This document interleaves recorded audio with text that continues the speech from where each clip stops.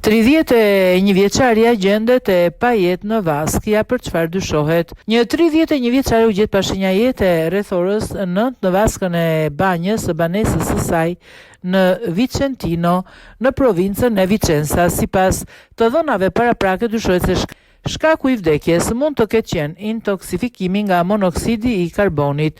Menjëherë, pas sinjalizimit në vendngjarje, kanë mbërritur forcat e rendit dhe shërbimet e emergjencës.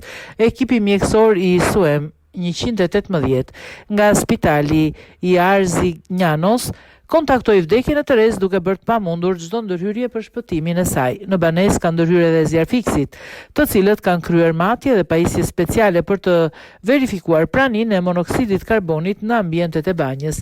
Hetimet po ndiqen gjithashtu nga karabinierët. Nga verifikimet e para, autoritetet dyshojnë se bëhet fjala për një ngjarje aksidentale dhe deri më tani nuk ka element që tregojnë përfshirjen për persona të tjerë.